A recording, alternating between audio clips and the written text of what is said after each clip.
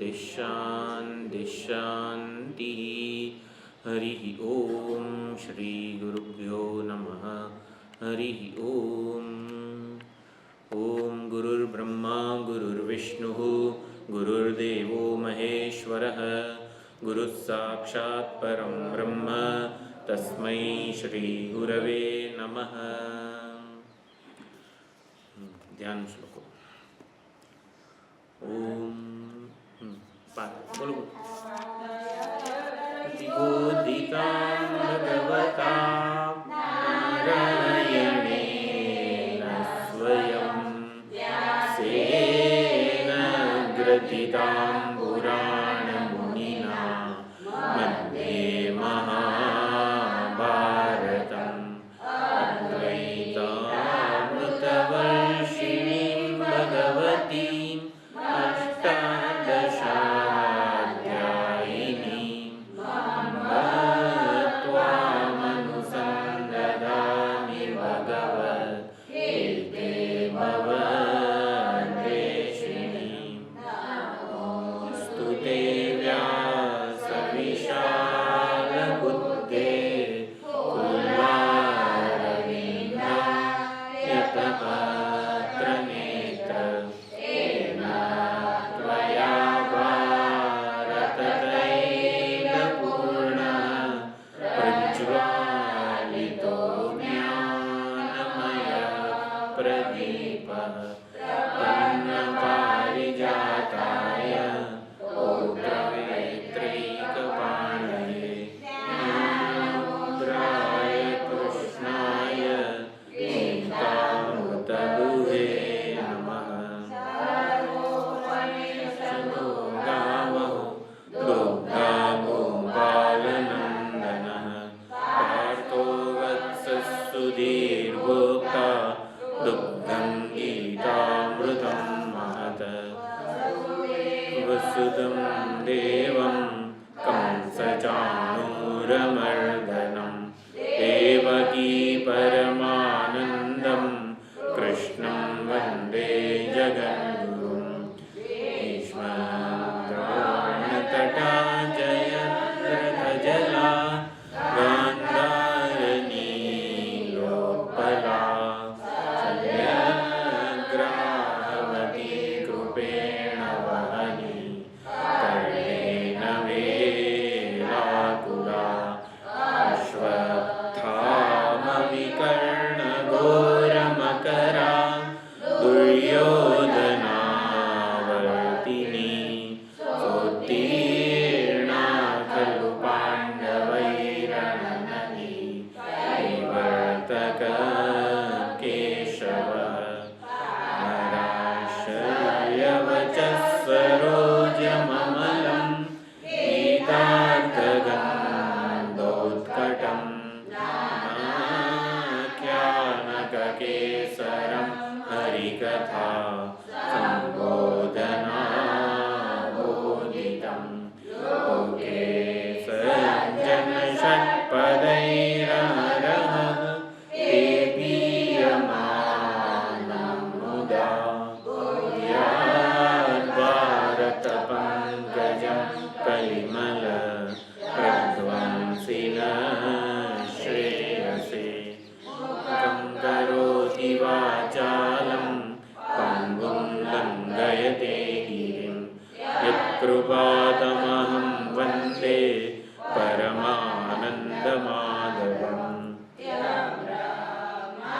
वरुणेन्द्ररुद्रमरुतः स्तुन्वन्ति दिव्यैस्तवैः गैः साङ्गपदक्रमोपनिषदैर्गायन्ति यं सामगा। नावस्थिततद्गतं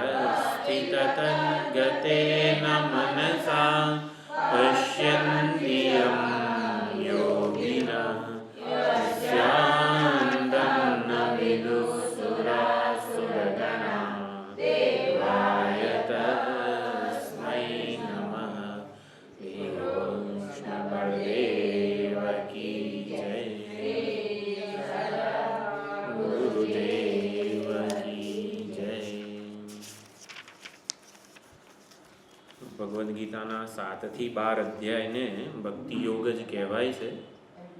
તો 7 થી 12 અધ્યાયમાં ભગવાન, ભક્તિ અને ભક્ત આ ત્રણેયના સ્વરૂપનું બહુ જ સુંદર હૃદયસ્પર્શી નિરૂપણ કરેલું છે. ભક્તોએ કેવી ભક્તિથી ભગવાનને પ્રાપ્ત કર્યા છે એ પણ અધ્યાય 7 એ નિરૂપણ થયેલું છે. 7મા અધ્યાયના જેટલા શ્લોક થયા છે 7 એ આપણે એકવાર બોલી લઈએ. ઓમ શ્રી પરમાત્મને નમઃ. અથ સપ્તમોऽધ્યાયઃ. શ્રી ભગવાનુવાચ મય્યાસક્તમનાઃ પાર્થ યોગં યુञ्जन्मदाश्रयः असंशयं समग्रं मां यथा ज्ञास्यसि तच्छृणु. ज्ञानं तेऽहं सविज्ञानम् इदं वक्ष्याम्यशेषतः. यज्ञात्वा नेह भूयोऽन्यत् ज्ञातव्यमवशिष्यते. मनुष्याणां सहस्रेषु कश्चिद्यतति सिद्धये यततामपि सिद्धानां कश्चिन्मां वेत्ति तत्त्वतः. भूमिरावो नलो वायुः खं मनो बुद्धिरेव च. अहङ्कार इतीयं मे भिन्ना प्रकृतिरष्टधा. अपरेयमितस्त्वन्यां प्रकृतिं विद्धि मे परां. जीवभूतां महाबाहो ययेदन्धार्यते जगत्. एतद्योनीनि भूतानि सर्वाणीत्युपधारय. अहं कृत्स्नस्य जगतः प्रभवः प्रलयस्तथा. मत्तः परतरं नान्यत् किञ्चिदस्ति धनञ्जय. मयि सर्वमिदं प्रोतं सूत्रे मणिगणा इव. તો 7 શ્લોક સુધી થયેલા છે વિચારણા. 6ઠ્ઠા અધ્યાયનો સૌથી છેલ્લો જે શ્લોક છે, યોગીનામપી સર્વેષાં મદ્ગતેનાંતરાત્મના શ્રદ્ધાવાન ભજતે યો માં સમે યુક્તતમો મતઃ. 6ઠ્ઠા અધ્યાયનો સૌથી છેલ્લો જે 47મો શ્લોક છે એમાં ભગવાને કીધું કે યોગીનામપી સર્વેષાં, બધા જ યોગીઓમાં શ્રેષ્ઠ યોગી કોણ છે? કે જે મદ્ગતેનાંતરાત્મના શ્રદ્ધાવાન ભજતે. તો જે મારામાં ચિત્ત સમર્પિત કરીને જે મારું ભજન કરે છે, શ્રદ્ધાપૂર્વક મારું ભજન કરે છે, એ સૌથી શ્રેષ્ઠ, સૌથી ઉત્કૃષ્ટ યોગી છે. તો ભગવાનમાં મન પરોવીને ભગવાનનું ભજન કરવું એટલે શું, અને શ્રદ્ધાપૂર્વક ભગવાનનું ભજન કરવું એટલે શું? તો ભગવાનને સૌથી પહેલાં ઓળખવા પડે. આપણને રસ્તામાં કોઈ પણ વ્યક્તિ મળી જાય તો એ વ્યક્તિ વિશે આપણને કોઈ મહાન અભિપ્રાય હોય નહીં. પછી કોઈક ઓળખ કરાવે કે આ વ્યક્તિ તો નગર શેઠ છે, આટલું આટલું આવી રીતે સત્કર્મો કરે છે, તો એમના વિશે જેમ જેમ ખબર પડે એમ એમ આપણો ભાવ વધતો જાય. એમના વિશે ખબર ના હોય તો આપણે ઉદાસીન હોઈએ કે વ્યક્તિ છે જે છે. પરંતુ જેમ જેમ એમના મહિમાની, એમના સત્કર્મોની વગેરે આપણને ખબર પડે તો આપણો ભાવ પણ બદલાતો જાય. તો એવી રીતે ભગવાનને જ્યાં સુધી આપણે એક રૂપે ભજીએ છીએ ત્યાં સુધી અમુક એક રૂપ ઈશ્વર ભક્તિના કંઈક મર્યાદાઓ છે અને કંઈક ફાયદા પણ છે. આપણે રોજ સવારે જે દેવ પૂજા વગેરે કરીએ છીએ, ભગવાનની પૂજા આરાધના વગેરે કરીએ છીએ, એક રૂપ ઈશ્વર ભક્તિ, ઈષ્ટદેવની ભક્તિ આપણા જીવનમાં હોવી જ જોઈએ. તો જ આપણે આપણો જન્મ જે આ ભારત દેશમાં થયો છે ને એને સાર્થક થયો કહેવાય. જેના જીવનમાં ઈષ્ટદેવની ભક્તિ નથી એ વૈદિક નથી. ભારત દેશમાં જન્મ લેવો એનો નિરર્થક છે એવું કહેવાય. તો ઈષ્ટદેવની ભક્તિ કરતા હોઈએ છીએ જ આપણે. ઈષ્ટદેવનું વાસ્તવિક સ્વરૂપ શું છે એ પણ આપણે શાસ્ત્ર પાસેથી જાણવું જરૂરી છે. ઈષ્ટદેવની ભક્તિ કરીએ તો આપણે લાગણીપૂર્વક ભગવાન સાથે જોડાઈ શકીએ છીએ. આપણે જે પણ મર્યાદાઓ હોય એ બધી આપણે પૂર્ણપણે કોઈ જ પ્રકારની સંકોચ વગર આપણે ભગવાનને કહી શકીએ છીએ કે ભગવાન મારી બુદ્ધિ આટલી ઓછી છે, ભગવાન મારામાં કોઈ કુશળતા નથી, ભગવાન મારામાં શારીરિક કોઈ સામર્થ્ય વિશેષ નથી. જે પણ આપણી એબ છે, એબ એટલે કે મર્યાદા છે, એને નિસંકોચ આપણે ભગવાન આગળ પ્રગટ કરી શકીએ છીએ. આપણી બધી જ લાગણીઓ આપણે ભગવાન આગળ, ઈષ્ટદેવ આગળ પ્રગટ કરી શકીએ છીએ. આપણા જીવનમાં જે કંઈ સારી કે નરસી પરિસ્થિતિઓ, ઘટનાઓ, વ્યક્તિ, વસ્તુ જે કંઈ પણ આવે છે એ આપણા ઈષ્ટદેવની જ કૃપા છે, ઈષ્ટદેવનો જ અનુગ્રહ છે. એ પૂર્વક આપણે આપણું જીવન જીવી શકીએ છીએ. જ્યાં સુધી આપણે આપણા ઈષ્ટદેવ સમક્ષ છીએ ત્યાં સુધી તો આપણે ભગવાન સાથે જોડાયેલા છીએ એવું કહેવાય.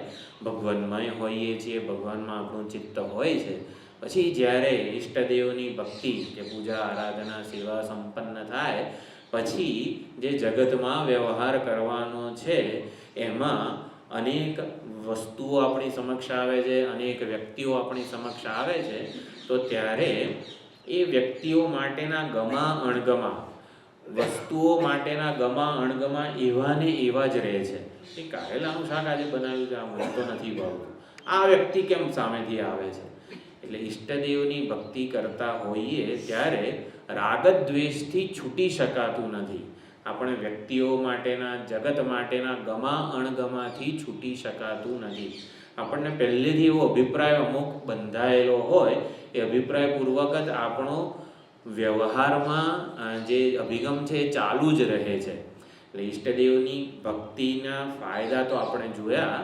મર્યાદા છે કે રાગદ્વેષથી છૂટી શકાતું નથી, ગમા અણગમાથી છૂટી શકાતું નથી. શાસ્ત્રો, પુરાણો કહે છે બધે જ ભગવાનના દર્શન કરવા જોઈએ, પણ કેવી રીતે કરાય? આપણે આપણું અપમાન કરતા હોય, આપણી નિંદા કરતા હોય, આતંકવાદી જેવા લાગતા હોય એવામાં ભગવાનના દર્શન કેવી રીતે કરી શકાય? તો આપણે ઈષ્ટદેવની ભક્તિ એટલે કે એકરૂપ ઈશ્વર ભક્તિ, તો એકરૂપ ઈશ્વર એક રૂપે જે બિરાજી રહેલા છે એ ભગવાનનું સાચું સ્વરૂપ શું છે સમજવાનો પણ પ્રયત્ન કરવો જોઈએ. એટલે ભગવાનને સાચી રીતે જાણીશું, ભગવાનના મહિમાને પણ જાણીશું તો આપણો પ્રેમ, ભગવાન માટેનો જે પ્રેમ છે એ પણ ધીમે ધીમે ઉત્કૃષ્ટ થશે. પરમ ભાગવત ભક્તો, ધ્રુવ, પ્રહલાદ વગેરે જેવા અત્યંત ઉત્કૃષ્ટ પ્રેમ થશે. એટલે ઈશ્વર તત્વ વિશેની સમજ આપણે આ 7 થી 12 અધ્યાયમાં મેળવવાની છે. તો 7 થી 12 અધ્યાય ભણતા હોઈએ ત્યારે અભિગમ શું રાખવાનો છે કે સાચો પ્રેમ આ હૃદયમાં ઈશ્વર માટેનો જન્મે, સાચી શરણાગતિ મારી બુદ્ધિમાં જન્મે, અને સાચી શરણાગતિપૂર્વક, સાચા પ્રેમપૂર્વક મારા જીવનનો વ્યવહાર એવો સુંદર બની જાય કે જગત સાથે સંપૂર્ણપણે હું સંવાદિત રહી શકું. એટલે જગત આપણામાં અનેક પ્રકારના જે પ્રતિભાવ જન્માવે છે એ પ્રતિભાવ અત્યંત સુંદર હોય, સાત્વિક હોય. ગમે તેવી જગતની વ્યક્તિ, વસ્તુ, પરિસ્થિતિ હોય, પરંતુ એ મારામાં સાત્વિક ભાવ જ જન્માવે એવું કંઈક વિચાર બાંધું આપણે આ 7 થી 12 અધ્યાયમાં મેળવવાનું છે. ભગવાનને સાચા સ્વરૂપે ઓળખવાનો પ્રયત્ન કરવાનો છે. જ્યાં સુધી એકરૂપ ઈશ્વર ભક્તિ હશે ત્યાં સુધી રાગદ્વેષથી છુટકારો નહીં મળે, અને વિરહનું દુઃખ પણ, ગોપીઓને પણ વિરહનું દુઃખ હતું, ભગવાનના વિયોગનું દુઃખ રહી જતું હોય છે. એટલે હવે ઈષ્ટદેવના દર્શન ક્યારે થશે? તો હવે ચોક્કસ દેશ, ચોક્કસ કાળ એવો સીમિત એક નિયમ બની જાય છે. પરંતુ સર્વત્ર, સર્વદા, સર્વકાળે ભગવાનના દર્શન કેવી રીતે થાય? તો વિશ્વરૂપ ઈશ્વર ભક્તિ, કે ભગવાનને સર્વત્ર બિરાજેલા, સર્વત્ર વ્યાપેલા જાણવા જરૂરી છે. તો વિરહના દુઃખ પણ વિશ્વરૂપ ઈશ્વર ભક્તિમાં નથી. આપણે વિયોગનું, વિરહનું દુઃખ હોય તો આ મોટેલી ભેંકડો તાણીને રડીએ, પરંતુ ગોપીઓ પરમ ભક્ત હતી ભાગવતની. એટલે ભાગવતમાં સુંદર છે, રુરુદુહુ સુસ્વરઃ કૃષ્ણ દર્શન લાલસાહા. કૃષ્ણ દર્શનની અત્યંત લાલસા હતી. રાસલીલામાં ભગવાન અંતર્ધાન થઈ જાય છે ત્યારે બધી ગોપીઓ વિરહ ગીત આખું રજૂ કરે છે અને રડે છે. રડે છે પણ કેવી રીતે? આપણી જેમ નહીં, સુસ્વર, અત્યંત સૂર તાલમાં રડે છે. તો એટલું સૂર અને તાલમાં રડ્યા કે આખું એક ગીત બની ગયું, વિરહ ગીત. રુરુદુહુ સુસ્વર કૃષ્ણ દર્શન લાલસા, એવું ભાગવતમાં છે. અને પછી સૌથી છેલ્લે રાધારાણી બોલે છે, હા નાથ રમણ પ્રેષ્ઠ ક્વાસી ક્વાસી મહાભુજ દાસ્યાસ્તે કૃપાણાયાસ્મે સખે દર્શય સન્નિધિમ. હે સખા, તમારી સન્નિધિ, તમારા સન્નિધિના અમને લાભ મળે, તમારા દર્શન આપો. ત્યારે પછી ભગવાન ત્યાં આવિર્ભૂત થઈ જાય છે. તત્ર વિરભૂત છૌરી સ્મયમાન મુખાંબુજ, અત્યંત પ્રસન્ન ચિત્તે મંદ મંદ સ્મિત કરતા કરતા ભગવાન ત્યાં આવિર્ભૂત થઈ જાય છે. સાક્ષાત મન્મથ, કામદેવનું મથન કરનારા એવા ભગવાન ત્યાં બંસીધર રૂપે પ્રગટ થઈ જાય છે. તો આ પ્રમાણે ઈષ્ટદેવની ભક્તિ જે છે એમાં વિરહનું દુઃખ રહી જાય છે. જ્યારે વિશ્વરૂપ ઈશ્વર ભક્તિને આપણે સમજીએ, ભગવાનના સર્વત્ર બિરાજી રહેલા સ્વરૂપને સમજીએ, તો વિરહનું દુઃખ ત્યાં હોતું નથી. એટલે આપણો પ્રેમ સંસારના વ્યક્તિ વિષયોમાંથી સંકેલાઈ જાય અને ભગવાન પ્રતિ કેન્દ્રિત થાય. તો સંસારમાંથી આપણું પ્રેમ, આકર્ષણ, રાગ ઓછો થઈ જાય અને વૈરાગ્ય કહેવાય છે. વૈરાગ્ય અને ભક્તિ એક સિક્કાની બે બાજુ છે. જેને જ્ઞાન માર્ગમાં વૈરાગ્ય કહેવામાં આવે છે, એને જ ભક્તિશાસ્ત્રમાં ભક્તિ તરીકે ઓળખાવેલું છે.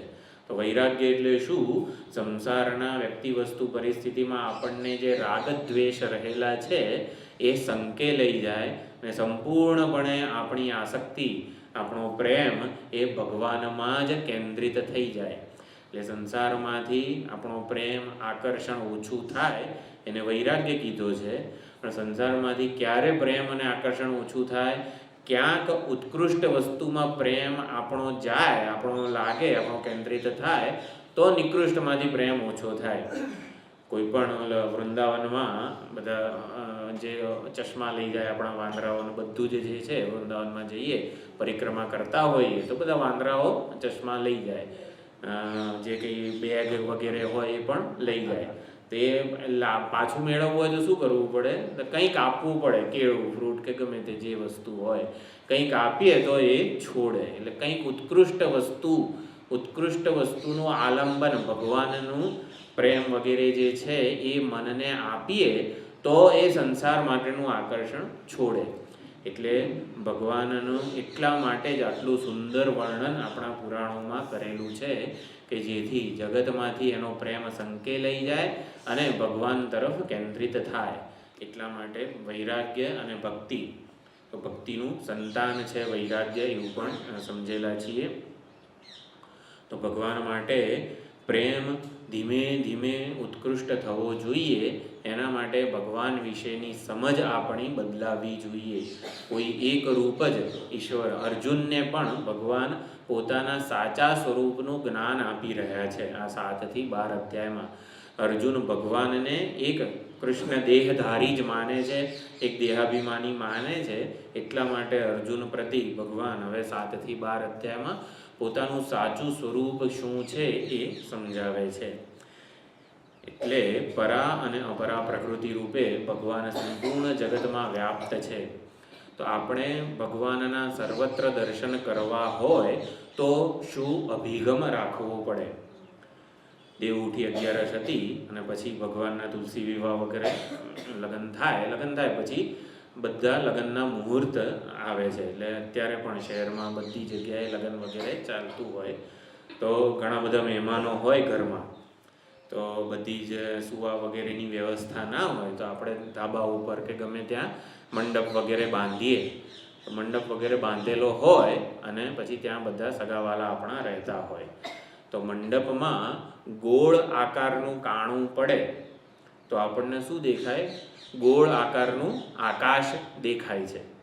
જો મંડપનું જે કપડું છે ઉપર એમાં ચોરસ આકારનું કાણું પડેલું હોય તો ચોરસ આકાર દેખાય છે કે ચોરસ આકારનું આકાશ દેખાય છે? એટલે ઈશ્વરને જે સમજવા માટે આપણે જે જ્ઞાન, જે સમજ જરૂરી છે એ અહીંયા આપણે પરા અને અપરા પ્રકૃતિથી સમજવાની છે. પરા અને અપરા પ્રકૃતિ રૂપે ભગવાન સંપૂર્ણ જગતમાં વ્યાપ્ત છે. અપરા પ્રકૃતિ એટલે કીધું પંચમહાભૂત, એટલે કે આકાશ, અગ્નિ, જળ, વાયુ, પૃથ્વી વગેરે, અને એનું કારણ એવું સમષ્ટિ અહંકાર, સમષ્ટિ બુદ્ધિ અને અવ્યક્ત એટલે કે માયા. તો આ સંપૂર્ણ જગત જે જડ વસ્તુ છે, જડ ઉપાદાન છે, એને જડ વસ્તુઓ જેટલી પણ દેખાય છે એ ભગવાનની અપરા પ્રકૃતિ છે.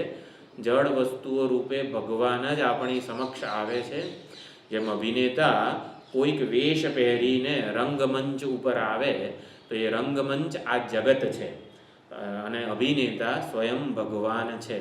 ભગવાન રૂપી અભિનેતા કોઈક વેશ પહેરીને રંગમંચ ઉપર આવે છે, એ વેશ છે અપરા પ્રકૃતિ, અને જે વેશને ધારણ કરે છે એ પરા પ્રકૃતિ છે ભગવાનની. તો પરા પ્રકૃતિ એટલે ચૈતન્ય સ્વરૂપા, જે ચૈતન્ય સ્વરૂપ છે એ પરા પ્રકૃતિ છે, અને જે જડ રૂપ છે એ અપરા પ્રકૃતિ છે. તો જડ અને ચેતન આ બંને રૂપે ભગવાન જ રહેલા છે. ભગવાન સંપૂર્ણ જગતમાં વ્યાપ્ત છે એવું આ 7મા શ્લોકમાં, 6ઠ્ઠા શ્લોકમાં ભગવાને સમજાવ્યું. એતદ યોનિની ભૂતાની સર્વાણી ઇતિ ઉપધારય. સંપૂર્ણ ભૂત પ્રપંચ આખો જે જગત છે એ એતદ યોનિની એટલે કે પરા અને અપરા પ્રકૃતિ રૂપ જ છે. એ પ્રમાણે હે અર્જુન તું ઉપધારય એટલે ધારણ કર. આપણે સમજીએ તો એ પ્રમાણે સાક્ષાત ભગવાનના દર્શન થવા માંડે એવું નથી, ભાવના કરવી પડશે. આ સંપૂર્ણ જડ જગત એ ભગવાનની અપરા પ્રકૃતિ છે, અને અપરા પ્રકૃતિમાં જે નિયમબદ્ધ કાયદાઓ બધા રહેલા છે એ સંવાદિત રીતે ચાલી રહી છે. સૂર્યોદય અને સૂર્યાસ્ત એકદમ સમય પ્રમાણે થાય છે. સૂર્ય ખસે એટલે ચંદ્રને પણ પ્રકાશવાનો સમય મળે છે. સૂર્યને કોઈ દિવસ એવું નથી થતું કે ના, મારે ચંદ્રમાને આવવા નથી દેવો. કોઈ પણ જગતમાં બધા જ જે કાયદાઓ ચાલે છે એ કાયદાઓ રૂપે ભગવાન જ રહેલા છે. ભગવાનની અપરા પ્રકૃતિ કહેવાય. પરંતુ કોઈ દિવસ આપણને એવો વિચાર આવે છે કે સૂર્યદેવ પોતાના નિયત સમયે જ સૂર્યોદય થાય છે, સૂર્યાસ્ત થાય છે, એવું કેવી રીતે ચાલે છે? જડ વસ્તુમાં નિયમબદ્ધ ચાલવાનું જે સામર્થ્ય કોણે આપેલું છે? તો સૂર્ય એ આપણા માટે, પાશ્ચાત્ય સંસ્કૃતિમાં તો સૂર્ય એટલે સૂર્ય એક જ વાયુનો ગોળો છે, હિલિયમ અને હાઇડ્રોજન. પાશ્ચાત્ય સંસ્કૃતિમાં બધું જ જડ મેટર રૂપ જ છે, પરંતુ આપણી સંસ્કૃતિમાં આપણે સૂર્ય દેવતા કહીએ છીએ. નદી, વૃક્ષ, પર્વત બધાને આપણે દેવ રૂપે જ પૂજીએ છીએ. ગાય હોય તો ગાય પ્રત્યે આપણી દ્રષ્ટિ કેવી હોય છે? તો ગાય આપણા માતા તરીકે કહેવાય છે. અને બધા 84 કરોડ જે બધા દેવો છે, 33 કરોડ, એ બધા દેવોનો વાસ ગાય માતામાં આપણે માનેલો છે. તો આપણી આ જગતને જોવાની જે અભિગમ છે, રીત છે, એ પાશ્ચાત્ય સંસ્કૃતિ કરતાં જુદી છે. એટલે જગતને ભોગ્ય દ્રષ્ટિથી બીજા બધા અજ્ઞાની જીવો જોઈ રહ્યા છે. જગત છે તો ભોગ્ય દ્રષ્ટિથી. ગાય વગેરે જે છે તો પાશ્ચાત્ય સંસ્કૃતિના લોકો કેવું કરે? ગાયનો જે ઉપયોગ કરતા હોય, દૂધ માટે તો ઉપયોગ કરે, વધારે ને વધારે ખવડાવીને માંસાહાર વગેરે જે કંઈ પણ છે એ પણ ચલાવતા હોય છે. તો ગાયનો એ ભોગ્ય દ્રષ્ટિથી જ્યારે જુએ ત્યારે એ ગાયમાંથી શું વધારે ને વધારે મળે એનો જ એ ધ્યાન રાખે છે. પરંતુ આપણી સંસ્કૃતિમાં ગાયમાં ઈશ્વરની ભાવના, ભગવદ ભાવના જાળવીને આપણે એ યોગ બુદ્ધિપૂર્વક આપણે જોઈએ છીએ. કોઈ પણ જગતને આવી રીતે, નર્મદા નદી હોય, કોઈ પણ નદી આવે, પસાર થતા હોઈએ તો આપણે પૈસા નાખતા હોઈએ છીએ પુલ ઉપરથી, ટ્રેનમાંથી પસાર થતા હોઈએ ત્યારે. એટલે જે કંઈ પણ નદીમાં પણ ભગવદ ભાવના આપણે જાળવી રાખીએ છીએ. વૃક્ષમાં પણ જાળવી રાખીએ છીએ. કૈલાસ પર્વતને જ સાક્ષાત શંકર ભગવાનનું જ સ્વરૂપ માનીને પરિક્રમા વગેરે થાય છે. ગોવર્ધન જે છે એની પણ સાક્ષાત ભગવાનના સ્વરૂપ રૂપે જ આપણે પરિક્રમા કરતા હોઈએ છીએ. એટલે કે દરેક વ્યક્તિ, વસ્તુ, પરિસ્થિતિ, સંજોગો એને કેવી રીતે ભોગવું, એટલે ભોગતા રૂપે હું ભોગતા રહું અને એ મારા માટે ભોગ્ય બને એવી દ્રષ્ટિ જે છે, તો એનાથી આપણું કલ્યાણ થતું નથી. આપણા રાગ દ્વેષ ઓછા થતા નથી. પરંતુ પૂજ્ય દ્રષ્ટિ જો રાખીએ જગત પ્રત્યે, પૂજ્ય દ્રષ્ટિ હોય એટલે યોગ બુદ્ધિપૂર્વક આપણે જગતને જોવાનો પ્રયત્ન કરીએ. આ સંપૂર્ણ જગત એ ભગવાનની જ અભિવ્યક્તિ છે. ભગવાન જ એ રૂપ ધારણ કરીને મારી સમક્ષ આવેલા છે. આવી રીતે પૂજ્ય દ્રષ્ટિથી જ્યારે જોવાનો પ્રયત્ન કરીએ તો આપણું અંતઃકરણ નિર્મળ થાય છે, પવિત્ર થાય છે, નિર્દોષ થાય છે. એટલે સમગ્ર જગતમાં ભગવદ બુદ્ધિપૂર્વક એક અભિગમ માત્ર જ બદલવાનો છે. વસ્તુ તો જેવી છે એવી ને એવી જ રહે છે. વસ્તુ પ્રત્યે જોવાની જે દ્રષ્ટિ છે, દ્રષ્ટિકોણ છે, અભિગમ છે, એ બદલવાથી કેટલો સુંદર આધ્યાત્મિક લાભ મળે છે એ અહીંયા સમજવાનો છે. તો જગત પ્રત્યે પૂજ્ય દ્રષ્ટિ રાખવામાં આવે તો આપણું હૃદય વગર કોઈ સાધનાએ નિર્મળ, પવિત્ર, શુદ્ધ બની જાય છે. અને એવા શુદ્ધ હૃદયમાં ઈશ્વર દર્શન અનાયાસે જ થઈ જાય છે. કબીરજીનો દોહો છે, કબીરા મન નિર્મળ ભયા જૈસે ગંગા નીર. તો અત્યંત ગંગાજીના જળ જેવું, નીર જેવું આ કબીરજીનું મન જ્યારે નિર્મળ થઈ ગયું. જ્યાં સુધી આપણું હૃદય નિર્મળ ન હોય ત્યાં સુધી આપણે ઠેર ઠેર ભગવાનને શોધવાનો પ્રયત્ન કરીએ છીએ. ક્યાંક ભગવાનના દર્શન થશે, ક્યારે થશે વગેરે અત્યંત ઉત્સુકતા પણ હોય છે, ચિંતા પણ હોય છે, ક્યારે ભગવત દર્શન થશે. ભગવાનની શોધ ચાલુ ને ચાલુ જ રહે છે. ક્યારે થશે, ક્યાં થશે વગેરે અત્યંત ઉત્સુકતા પણ હોય, ચિંતા પણ હોય. પરંતુ જેવું ગંગાજીના જળ જેવું જ્યારે નિર્મળ હૃદય થાય ત્યારે પીછે પીછે હરી ફિરે કહેત કબીર કબીર. જેવું હૃદય નિર્મળ થયું નથી કે ભગવાન જ કબીર કબીર કહીને સામા આપણને મળે છે. એટલે કે ભગવાન જ આપણને શોધતા આવે છે કે તું અત્યાર સુધી ક્યાં હતો. એટલે જ્યારે જેવું હૃદય નિર્મળ થયું નથી કે ભગવાન સામે ચાલીને દર્શન, બૂમો પાડતા પાડતા સામે ચાલીને દર્શન આપે છે. અને હૃદય જો નિર્મળ ના હોય તો ચારે બાજુ ભગવાનને શોધીએ પરંતુ શોધવાથી મળે નહીં. કારણ કે ભગવાનનું દર્શન ન થવું એ આપણી સમસ્યા નથી. જે છે એ ભગવાન જ છે. જે કંઈ પણ છે એ રૂપે સાક્ષાત ભગવાન જ રહેલા છે. પરંતુ આપણે ભગવાનને ઓળખતા નથી. ઋષિકેશ વગેરે આશ્રમોમાં ભંડારો થતો હોય છે. કોઈ આવી રીતે મહાત્મા બ્રહ્મલીન થાય એમની યાદમાં, કે અથવા તો જન્મદિવસ કે વગેરે કોઈ શુભ પ્રસંગ હોય તો એમાં પણ આશ્રમોમાં ભંડારો થતો હોય છે. તો ભંડારાનું મહત્ત્વ શું છે? કેમ આવા સાધુઓને વગેરેને દક્ષિણા આપીને જમાડવામાં આવે છે? તો એટલે ઋષિકેશ આશ્રમોમાં એવી શ્રદ્ધાપૂર્વક માન્યતા છે કે ભંડારો હોય, સાધુઓને જમવા બોલાવીએ ત્યારે શંકર ભગવાન કોઈક એક સાધુ રૂપે તો સાક્ષાત આવે જ છે. એટલે કે આવીને જાય છે, દર્શન આપે જ છે. ત્યાં લખેલું છે, શ્રદ્ધાપૂર્વક માનીએ તો એ પ્રમાણેના દર્શન મહાત્માઓને થતા જ હોય છે. લખેલું છે, આપણા શાસ્ત્રો સત્ય છે. અને માટે કોઈક એક સાધુ રૂપે શંકર ભગવાન આવે છે, દક્ષિણા અને પ્રસાદ વગેરે લે છે. આવી માન્યતા ત્યાં છે જ. ઋષિકેશના જે પરંપરાગત આશ્રમો છે એમાં ભંડારાનું ખરેખર ખૂબ મહત્ત્વ છે. તો આ પ્રમાણે ભગવાનના દર્શન નથી થતા એ આપણા જીવનની સમસ્યા નથી. આપણે ભગવાનને ઓળખતા નથી એ આપણા જીવનની સમસ્યા છે. એટલે ભગવાનનું દર્શન તો નિત્ય નિરંતર થઈ જ રહ્યું છે. ભગવાનનું દર્શન ન થાય એવું એક પણ ક્ષણ નથી. એવું એક પણ આ સૃષ્ટિમાં, બ્રહ્માંડમાં કણ નથી. કણે કણમાં અને ક્ષણે ક્ષણે ભગવાનના દર્શન થઈ જ રહ્યા છે આપણને બધાને. આપણે ભગવાનને ઓળખતા નથી. ભગવાનને સાચી રીતે કેવી રીતે ઓળખાય એ આ 7 થી 12 અધ્યાયનો વિષય છે. ભગવાનને પરાપ્રકૃતિ રૂપે પણ ઓળખવા જરૂરી છે. પરાપ્રકૃતિ એટલે કાયદાના ઘડનાર રૂપે, ચૈતન્ય સ્વરૂપે જે ભગવાન આપણા સર્વના હૃદયમાં રહેલા છે એ પરાપ્રકૃતિ છે. આપણી વાણી આ શબ્દોનું ઉચ્ચારણ કરી રહી છે, કાન સાંભળી રહ્યા છે. વાણી તો જડ છે. જીભ એકલી શબ્દોનું ઉચ્ચારણ કરે છે એવું નથી. વાણીને જે અનુગૃહિત કરે છે, શબ્દોનું ઉચ્ચારણ કરવા માટે પ્રેરિત કરે છે, વાણી મનમાં જે વિચારો ઉદ્ભવી રહ્યા છે એને જ પ્રગટ કરી રહી છે. ગમે તેમ એલફેલ શબ્દો નથી બોલી રહી. આ અનુગ્રહ વિના સંભવ જ નથી.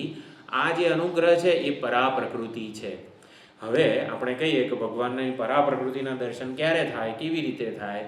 તો ઓળખતા નહોતા ને ત્યાં સુધી ભગવાનની પરા પ્રકૃતિ એટલે શું એ ખબર નહોતી.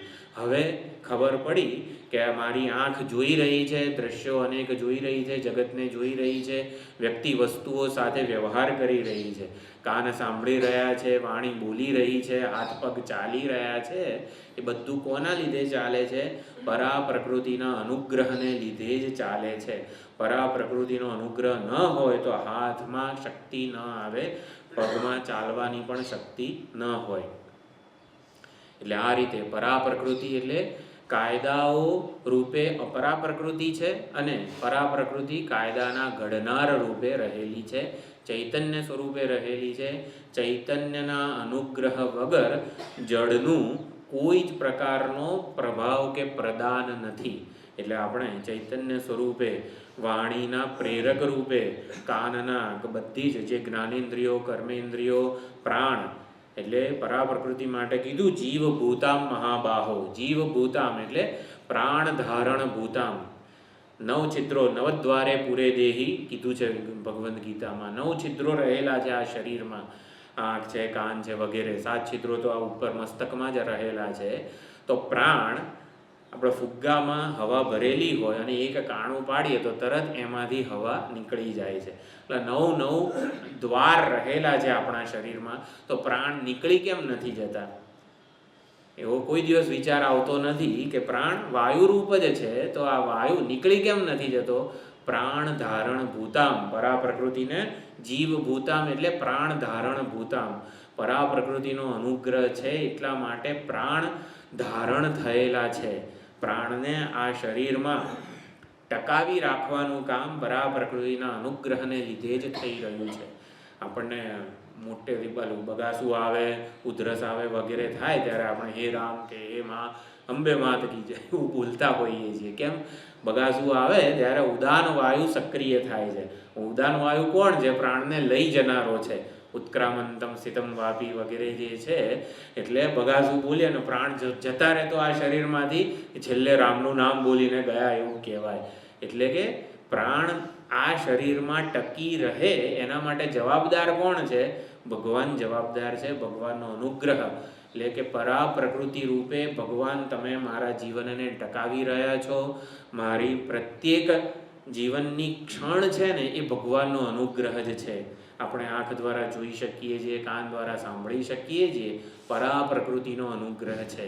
ભગવાનને સાચી રીતે ઓળખવાના છે, ભગવાનની નોંધ લેવાની છે. નોંધ નથી લેતા ને એટલે દર્શન નથી થતા. એમનો અનુગ્રહ કોઈક વિશેષ રૂપે આપણને મળવો જરૂરી છે. 3 કલાકનો સિનેમા આપણે જોવા જઈએ, પિક્ચર જોવા જઈએ ત્યારે અનેક બધા રંગબેરંગી પાત્રો હોય, એમનો વ્યવહાર હોય, એમનો અભિનય હોય, પરંતુ એ બધું કોના આધારે થાય છે? બધું કે કોના આધારે દેખાય છે આપણને? પડદાના આધારે દેખાય છે. પડદાનો કેવો રંગ છે? તો પડદો સફેદ છે. કોઈ પ્રકારનો એનો પોતાનો વિશેષ રંગ નથી. એટલે પડદા તુલ્ય ભગવાન છે, સમગ્ર જગતનો આધાર છે. અને જે કંઈ પણ પાત્રો છે, વસ્તુઓ છે, વ્યવહાર છે, એ બધું આ જગત છે. તો સંપૂર્ણ જગતનો આધાર આ ભગવાન છે. સંપૂર્ણ જગતમાં જે વ્યવહાર ચાલી રહ્યો છે એ વ્યવહાર તો ઉપર છેલ્લી દ્રષ્ટિએ જ દેખાય છે. એ પડદો ના હોય તો એક પણ સિનેમાનું પાત્ર કે એનો અભિનય જરા પણ દેખાય નહીં. તો એવી રીતે સંપૂર્ણ જગતનો વ્યવહાર ચાલી રહ્યો છે કારણ કે એના આધારભૂતે ભગવાન રહેલા છે. તે આધારભૂતે કેવી રીતે સમજવાના ભગવાનને એ 7મા શ્લોકમાં ભગવાને કીધું. મત્તઃ પરતરમ નાન્યત કિંચિદસ્તિ ધનંજય મયી સર્વમિદં પ્રોતમ સૂત્રે મણિગણા ઇવ. તો 7મો શ્લોક સૌથી વધારે અગત્યનો છે સમગ્ર ભગવદ્ ગીતામાં. ભગવાન અહીંયા કહી રહ્યા છે કે મારા કરતાં મત્તઃ પરતરમ. પરતરમ એટલે મારા કરતાં ઉત્કૃષ્ટ, મારા કરતાં ચઢિયાતું, મારા કરતાં અન્ય હોય એવું પણ કંઈ નથી, સૂક્ષ્મ નથી, કારણ રૂપ પણ કંઈ નથી. મારા સિવાય આ જગતમાં કશું નથી. ભગવાન કહે છે મારા સિવાય આ જગતમાં કશું જ નથી. હે ધનંજય, તું આ પ્રમાણે ઉપધારય ધારણ કર, બુદ્ધિપૂર્વક ભાવનાપૂર્વક પણ ધારણ કર કે ભગવાન સિવાય આ જગતમાં કશું જ નથી. એવું ક્યારે સમજી શકીએ? પડદો એવું કહી શકે કે મારા સિવાય કોઈ જ અભિનય નથી, અભિનેતા નથી, કોઈ પાત્રો નથી, કોઈ એમનો વ્યવહાર નથી. એટલે પડદો આધાર છે, આધાર જ એવું કહી શકે. સુવર્ણ એવું કહી શકે કે બધા અલંકારોમાં મારા સિવાય કશું જ નથી. માટી એવું કહી શકે કે બધા ઘડા, ઈંટ, નળિયા, કોડિયા, જે કંઈ પણ માટીમાંથી બનેલી વસ્તુઓ છે, માટી એવું કહી શકે કે સંપૂર્ણ મૃદ જગતમાં મારા સિવાય કશું જ નથી. એટલે ભગવાન સંપૂર્ણ જગતનું ઉપાદાન છે. ઉપાદાન એટલે એનું કારણ છે. અહમ કૃત્સ્નસ્ય જગતઃ પ્રભવઃ પ્રલયસ્તથા. સંપૂર્ણ જગતનો પ્રભવ એટલે ઉત્પત્તિ ભગવાન થકી છે અને પ્રલય પણ ભગવાનમાં જ છે. બધા અલંકારોની ઉત્પત્તિ શેમાંથી થાય? સુવર્ણમાંથી થાય.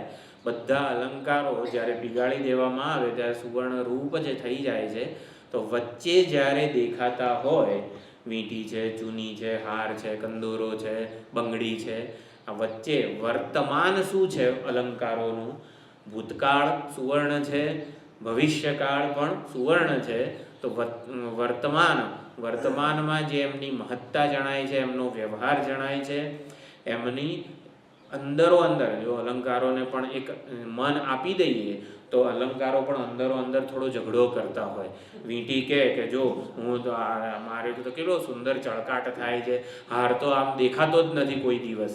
એટલે બંગડી છે, બંગડીના વાસણ ધોતી વખતે ને આમ તેમ બધું કેટલું બધું સહન કરવું પડે. એક અલંકારોનો એકબીજા સાથે જે ડાયલોગ થતો હોય એમાં વર્તમાન એ લોકો ભૂલી જાય છે કે વર્તમાન શું છે? આપણા બધાનું તત્વ એક છે, આપણા બધાનું મૂળ સ્વરૂપ એક જ છે. કેમ? કઈ રીતે કહી શકાય? પ્રભવ અને પ્રલય, ઉત્પત્તિ શેમાંથી છે અને અંતે શેમાં જઈને એ લીન થાય છે, એ સમજી લઈએ. એક નાનો ઘડો હોય, એક મોટો ઘડો હોય. મોટો ઘડો નાના ઘડા ઉપર થોડો રોફ જમાવતો હોય, જરાક આગો રહેજે નકર તો તને હું પાડી નાખીશ, તો ફૂટી જઈશ. નવરાત્રિમાં બધા બહેનો ઘડા મૂકીને ગરબા રમતા હોય છે, એને જ ગરબો કહેવાય. હકીકતમાં તો દેવીની આરાધના કરવાનો સુંદર અવસર હોય છે. તો સૌથી 7 ઘડા હોય, 5 ઘડા હોય, સૌથી ઉપર રહેલો ઘડો છે ને ગભરાતો હોય છે કે આ બેન મને જાળવશે કે નહીં, હું પડી જઈશ તો. અને તો પછી એટલે એકદમ એમ ટેન્શનમાં હોય છે, ચિંતામાં હોય છે કે આ બેન જરાક જોરથી ફરી રહ્યા છે, હવે હું પડી જઈશ તો મારો અંત આવી જશે, હું શું કરીશ. એમાં બીજો ઘડો એને ઉપદેશ આપે છે કે તું શેના માટે ગભરાય છે? તો કે હું પડી જઈશ તો મારો અંત આવી જશે. પરંતુ અંત આવી જશે ત્યારે એ મોટો ઘડો જે છે, બીજો ઘડો એને ઉપદેશ આપે છે કે જો પડી જઈને તૂટી જવાની, નાશ થવાની એ પોતાને શૂન્ય માને છે કે હું પડી જઈશ તો હું રહીશ નહીં, પરંતુ માટી રૂપે એ હંમેશા રહેવાનો જ છે. એટલે હકીકતમાં તો માટી પોતાને એક ઘડા રૂપે માની રહી છે, એક પાત્ર રૂપે માની રહી છે. પડદો જ પોતાને એક પાત્ર રૂપે માને તો કેવું થાય? તો પછી એ 3 કલાકમાં એ પાત્ર જતું રહેશે એમ કરીને એને ચિંતા થાય, દુઃખ થાય. સુવર્ણ પોતાને એક વીંટી રૂપે માની બેસે, બંગડી રૂપે માની બેસે, તો પછી અંદરો અંદર અનેક પ્રકારના પ્રતિક્રિયાઓ ચાલુ થઈ જાય. એટલે આપણે પણ આ એક અલંકાર રૂપ કે એક ઘડા રૂપ જ છીએ. આપણા બધાનું મૂળ સ્વભાવ, આપણે ઉત્પન્ન થયા એ પૂર્વે ક્યાં હતા, કેવા હતા? પરમાત્મામાં જ હતા. ઉત્પન્ન થયા પૂર્વે ખબર નથી. સૂઈ જઈએ ને ત્યારે તો આપણે બધા પરમાત્મા સાથે એક રૂપ થઈ જઈએ છીએ. જેવું આ શરીરનું અભિમાન, તાદાત્મ્ય અભિમાન હું છોડું કે પરમાત્મા સાથે એક રૂપ થઈ જઉં છું.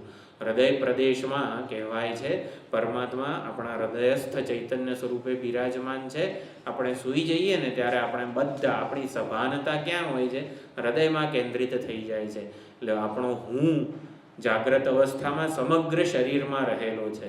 સ્વપ્નમાં એવું કે શાસ્ત્રોએ કીધેલું છે, સ્વપ્નમાં આપણું મન જે છે એ કંઠ પ્રદેશમાં રહેલું હોય છે. કંઠ પ્રદેશમાં રહીને આપણે જુદા જુદા સ્વપ્ન જગતને જોતા હોઈએ છીએ. અને પછી સુષુપ્તિ ઊંઘમાં જઈએ ત્યારે હૃદય પ્રદેશમાં રહેલા હોઈએ છીએ. તો હૃદય પ્રદેશમાં આપણે ભગવાન સાથે એક રૂપ થઈ ગયેલા હોઈએ છીએ. એટલે આપણા બધાની પ્રભવ અથવા અને પ્રલય ભગવાનમાં જ છે, અને એટલે વર્તમાન પણ ભગવાન જ છે. તો વર્તમાન કઈ રીતે ભગવાન છે? અત્યારે સંપૂર્ણ જગતમાં ભગવાનને વ્યાપ્ત રૂપે જોવા હોય તો કેવી રીતે જોઈ શકાય? પરા અને અપરા પ્રકૃતિ રૂપે. અત્યારે જે આ શરીર છે, શરીરમાં જે કંઈ સામર્થ્ય છે, બુદ્ધિ છે, બધું પરા પ્રકૃતિના અનુગ્રહને લીધે જ છે. એટલે જ ગોપીઓ કહે છે, ન ખલુ ગોપિકા નંદનો ભવાન અખિલ દેહીના અંતરાત્મદૃક. તો જે અંતરાત્મદૃક કીધેલા છે ને એ પરા પ્રકૃતિ છે. અમે ભગવાનનું કંઈ બંસીધર ગોવર્ધનધારી એક રૂપ જ ભગવાન છે એવું નથી માનતા, પરંતુ સમગ્ર જીવોના અંતરાત્મા રૂપે તમે બિરાજમાન છો એવી અમારી સમજ છે. તો સંપૂર્ણ જીવોના અંતરાત્મા રૂપે એટલે વાણીમાં રહીને શબ્દોનું ઉચ્ચારણ કરવાની શક્તિ અનુગ્રહ પ્રદાન કરનાર, કાનમાં રહીને શબ્દોને સાંભળવાની, આંખમાં રહીને દૃશ્યને જોવાની, આ બધી શક્તિઓ અંતરાત્માને લીધે જ આપણામાં છે. અંતરાત્મા રૂપે ભગવાન જ બિરાજમાન છે, શોભી રહ્યા છે. તો આપણે એમની નોંધ લેવાની છે. જેમ કે કોઈ નાનો બાળક સિનેમા ગૃહમાં ગયું હોય અને એ પોતાના પપ્પાને કહે કે આમાં પડદો ક્યાં છે, તો પડદો જેના આધારે આ બધા 3 કલાકનું જે સિનેમા વગેરે દેખાય છે એ આધારરૂપ જ ભગવાન છે. પડદો છે એવું સમજવાનું છે. તો સમગ્ર જગતનો જે આધાર છે, જેના આધારે આ સમગ્ર જગતનું સંચાલન વ્યવસ્થિત રીતે થઈ રહ્યું છે, કાયદામાં રહીને થઈ રહ્યું છે. અગ્નિ, પાણી, દરેક પંચમહાભૂતો પોતાની આગવી વિશેષતાઓ, આગવો ધર્મ જેના લીધે ટકાવી રહ્યા છે. અગ્નિમાં હાથ નાખીએ તો દજાડે આપણને, પાણીમાં હાથ નાખીએ તો આપણો હાથ પલળે. તો દરેક પંચમહાભૂતોની જે શક્તિ કે સામર્થ્ય કે સ્વભાવ છે, એ સ્વભાવ રૂપે ભગવાન રહેલા છે. સમગ્ર જગતમાં ભગવાનના દર્શન કેવી રીતે થાય? આ રીતે થાય. તો હવે આ જ વસ્તુ 8 થી 12 શ્લોકોમાં ભગવાન સમજાવે છે. સમગ્ર જગતમાં ભગવાનને વ્યાપ્ત રૂપે કેવી રીતે ઓળખી શકાય? તો 8મા શ્લોકમાં ભગવાન કે 7મા શ્લોકની જે છેલ્લી લીટી છે, મયી સર્વમિદં પ્રોતમ સૂત્રે મણિગણા ઇવ. તો માળામાં જે આપણો માળા હોય તો માળામાં મણકાઓ સૂત્રના આધારે ગૂંથાયેલા છે. તો એવી જ રીતે જગતરૂપી સુંદર ભરતકામ છે. તો ભરતકામનો જે દોરો છે ને એ ભગવાન છે. આપણા સુંદર બહેનો ભરતકામ કરતા હોય તો ભરતકામમાં સુંદર નદીનું ચિત્ર હોય, પર્વતનું ચિત્ર હોય, નદી હોય વગેરે બધું હોય, અને અનેકવિધ રંગો હોય.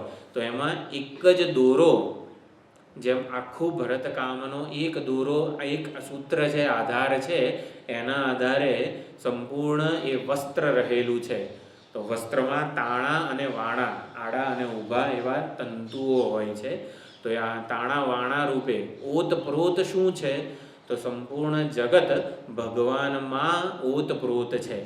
જગતમાં ભગવાનને ઓતપ્રોત જોવાના, ભગવાનમાં જગતને ઓતપ્રોત જોવાનું.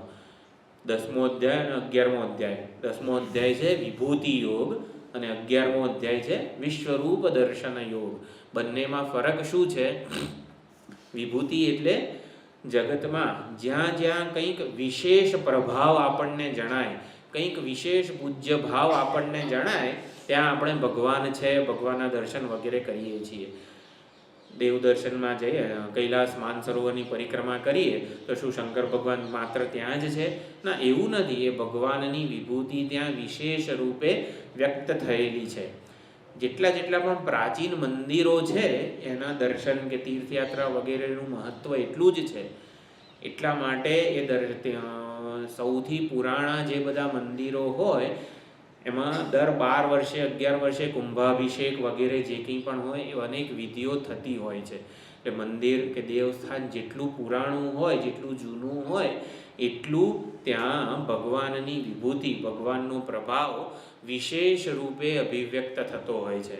શંકર ભગવાનના અહીંયા પણ દર્શન થતા જ હોય તો કૈલાસ છે, કેદારનાથ છે વગેરે જે દ્વાદશ જ્યોતિર્લિંગ છે ત્યાં કેમ જઈને દર્શન કરવાના? જ્યાં જ્યાં પુરાણું એટલે કે સૌથી જૂનું હોય ત્યાં વિશેષ રૂપે ભગવાનનું જે અભિવ્યક્તિ પ્રભાવ વિશેષ હોય જ છે અને માટે એ સ્થાનોનું મહત્ત્વ છે. તો અહીંયા હવે જગતમાં જ્યારે આપણે દર્શન કરતા હોઈએ ઈષ્ટદેવના ત્યારે તો બરોબર, પરંતુ જગતમાં વ્યવહાર કરતા હોઈએ ત્યારે ભગવાનની નોંધ કેવી રીતે રાખી શકીએ એ હવે 8 થી 12 શ્લોકોમાં ભગવાન કહે છે. વિભૂતિ યોગ અને વિશ્વરૂપ દર્શન યોગ. તો 8 થી 12 શ્લોકો છે અને વિભૂતિ યોગ પણ કહી શકાય. વિભૂતિ યોગ એટલે જગતમાં ઈશ્વરના દર્શન કરવા. જગતમાં જે અત્યંત ઉત્કૃષ્ટ લાગતું હોય, પૂજનીય લાગતું હોય, મહત્વ પરાક્રમી લાગતું હોય, દરેક ગુણનો ક્યાંક આપણને ઉત્કર્ષ જણાતો હોય તો એને વિભૂતિ, ભગવાનની જ વિભૂતિ છે એવું આપણે ગણવું જોઈએ, એવા જ આપણે દર્શન કરવા જોઈએ. એટલે જગતમાં ભગવાનના દર્શન કરવા એને વિભૂતિ યોગ કહેવાય.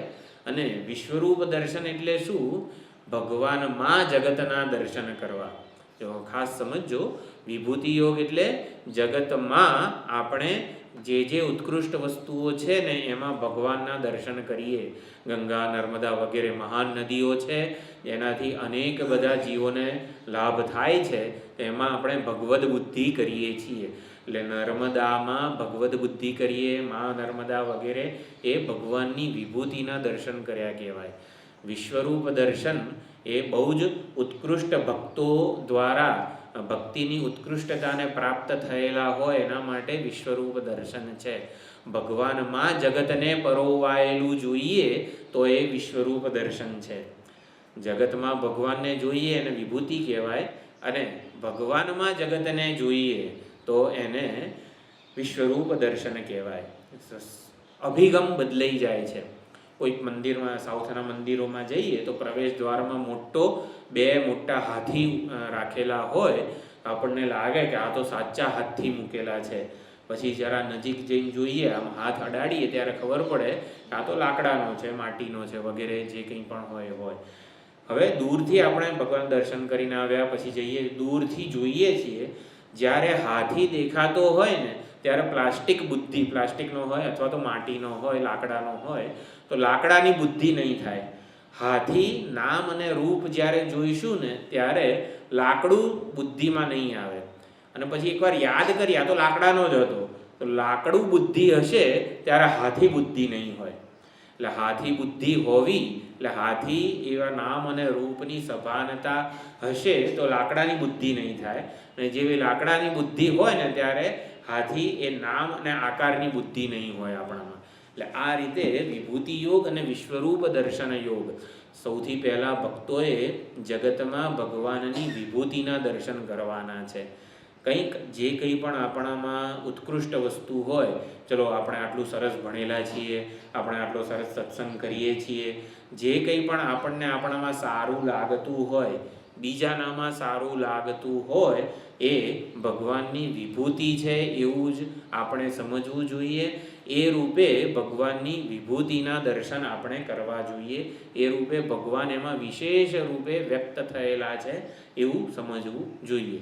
અને પછી આ જે વિશેષતા છે એ વિશેષતામાંથી ભગવાન તરફ આપણે જ્યારે ધ્યાન કેન્દ્રિત કરીએ ત્યારે એ વિશ્વરૂપ દર્શન બની જાય. એટલે કે ભગવાનમાં જગતને જોઈએ એ વિશ્વરૂપ દર્શન છે. એ ચર્ચા આગળ આવશે. અત્યારે 7 થી 12 જે શ્લોકો છે વિભૂતિ યોગ કહી શકાય. તો વિભૂતિ યોગ એટલે 8 થી 12. તો 8મો અને 9મો શ્લોક આપણે બોલી લઈએ. રસોહમપ્સુ કૌન્તેય પ્રભાસ્મિ શશિ સૂર્યયોઃ પ્રણવઃ સર્વવેદેષુ શબ્દઃ કે પૌરુષં ઋષુ પુણ્યો ગંધઃ પૃથિવ્યાં ચ તેજશ્ચાસ્મિ વિભાવસૌ જીવનમ સર્વભૂતેષુ તપશ્ચાસ્મિ તપસ્વિષુ. તો રસોહમપ્સુ કૌંતેય. તો ભગવાન સમગ્ર જગતમાં ભગવાનના દર્શન કેવી રીતે કરી શકાય? તો વિભૂતિ રૂપે આપણે સમજવું જોઈએ કે જે વિભૂતિ એટલે વિશેષેણ ભવનમ ઇતિ વિભૂતિ. વિશેષ રૂપે ભગવાનનું કંઈક ગુણ, કંઈક સામર્થ્ય પ્રગટ થતું હોય એને વિભૂતિ કહેવામાં આવે છે. તો રસ અપ્સુ, અપ્સુ એટલે જેટલા પણ જળાશયો છે, નદી છે, સરોવર છે, સમુદ્ર છે, નહેર છે, જે કંઈ પણ જળના સ્ત્રોત છે, તો જેટલા પણ જળના સ્ત્રોત છે, જળાશયો છે, એ બધામાં જળ તત્વ રસ, રસ એટલે કે સારરૂપ વસ્તુ હું છું. ભગવાન જળાશયોનું જળ હું છું એવું કહી રહ્યા છે. તો નદીમાં નદીપણું, જેને લીધે આ પ્રવાહ જે છે આખો નદીનો ચાલી રહ્યો છે, તો જળ તત્વ રૂપે, સાર તત્વ રૂપે હું જ રહેલો છું એવું ભગવાન કહે છે. રસઃ અહમ અપ્સુ. હે કૌંતેય, હે અર્જુન, એવું તું ધારણ કર કે અપ્સુ એટલે બધા જળાશયોમાં હું જળ તત્વ છું. પ્રભાસ્મિ શશી સૂર્યયોહો. શશી એટલે ચંદ્રમા, ચંદ્રમા અને સૂર્ય બંનેની જે પ્રભા છે એ હું છું. સૂર્ય અને ચંદ્રનું તેજ હું છું એવું ભગવાન કહી રહ્યા છે. સૂર્ય અને ચંદ્રનું તેજ હું છું. સૂર્ય દેવતા સૂર્યોદય થાય ત્યારે આપણે અર્ઘ્ય અર્પણ કરીએ છીએ, એમનું સ્વાગત કરીએ છીએ, એમનું સ્મરણ કરીએ છીએ. તત્ સવિતુઃ વરેણ્યમ ભર્ગઃ ધીમહિ. સવિતાના, પ્રસવિતાના, ભગવાનના, સવિતા ભગવાનનું નામ છે. સવિતા એટલે સૂર્ય, પ્રસવિતા સમગ્ર જગતને જે શક્તિનો આધાર છે, શક્તિનો એકમાત્ર સ્ત્રોત છે, એવા સૂર્ય ભગવાનમાં તેજ રૂપે ભગવાન રહેલા છે. આપણે જગતમાં ભગવાનના દર્શન કરવાના છે. કઈ રીતે કરવાના? સૂર્યમાં તેજ રૂપે ભગવાન રહેલા છે. આ તો થોડાક જ અહીંયા ઉલ્લેખ કરેલો છે. સમગ્ર જગતમાં વ્યાપ્ત રૂપે ઓળખવાના છે. મરચામાં તીખાશ રૂપે ભગવાન રહેલા છે. ખાંડમાં ગળપણ રૂપે ભગવાન રહેલા છે. બુદ્ધિશાળીમાં બુદ્ધિ રૂપે ભગવાન રહેલા છે. આ રીતે આગવો વિશેષ ધર્મ જે છે, સ્વભાવ જે છે, પાણીમાં પલાળવાની શક્તિ રૂપે ભગવાન રહેલા છે. આપણે જળ પીએ છીએ, પાણી પીએ ત્યારે તરસ छिपाય છે. એટલે પાણીમાં જે વિભૂતિ ભગવાન રહેલા છે ને, એના અનુગ્રહને લીધે આપણે પાણી પીએ ત્યારે તરસ छिपाય છે. તો તરસ छिपाવવાની પાણીની જે શક્તિ છે ને, એ જ પાણીનો સાર છે, રસ છે. તો રસોહમપ્સુ કૌંતેય કીધું છે ભગવાને. એટલે જળમાં જે પલાળવાની, તરસ छिपाવવાની, શુદ્ધ કરવાની આ બધી શક્તિઓ રૂપે ભગવાન રહેલા છે. એટલે જળની જે શક્તિ છે એ ભગવાનની વિભૂતિ છે. એમ કરીને જળમાં જ્યારે જ્યારે જળના દર્શન થાય, અહીંયા અમદાવાદથી આવતા હોઈએ ત્યારે 2-3 નહેર જોવામાં આવે ત્યારે તરત જ આપોઆપ જ આપણે કેવી સુંદર સંસ્કૃતિ છે, નર્મદાનું પાણી હોય તો જય નર્મદે હર એમ કરીને આપણાથી નમસ્કાર થઈ જાય છે. જ્યાં જ્યાં જળ જુએ છે ભક્ત, ત્યાં ત્યાં ભગવાનને નમસ્કાર કરે છે. તો રસોહમ અપ્સુ કૌંતેય એટલે અપ્સુ એટલે જળ. જ્યાં જ્યાં જે જળાશયો છે એમાં રસ રૂપે, સાર રૂપે જે ભગવાન જ રહેલા છે. શશી અને સૂર્ય એના દ્વારા તેજસ્વીમાં જે પણ પદાર્થો છે, વીજળીથી માંડીને જે કંઈ પણ છે એ બધાની પ્રભા હું છું. ટ્યુબલાઇટનું જે આ લાઇટ છે એ પણ ભગવાન જ છે. શશી અને સૂર્યથી જેટલા પણ તેજસ્વી પદાર્થો છે એ બધાની પ્રભા હું છું એવું કહી શકાય. પ્રણવઃ સર્વ વેદેષુ. સમગ્ર વેદમાં, ઋગ્વેદ, યજુર્વેદ, સામવેદ, અથર્વવેદ, 4 વેદમાં હું પ્રણવ છું. પ્રણવ એટલે ઓમકાર છું. તો 4 વેદ મંત્રો જે છે, લગભગ 1 લાખ જેટલા વેદ મંત્રો છે, એનું જ્યારે મંથન કરવામાં આવ્યું, સમગ્ર વેદ મંત્રોનું જ્યારે મંથન કરવામાં આવ્યું ત્યારે ભૂહુ, ભુવઃ, સુવઃ એ 3 વ્યાહૃતિઓ એના સાર રૂપે પ્રગટ થઈ.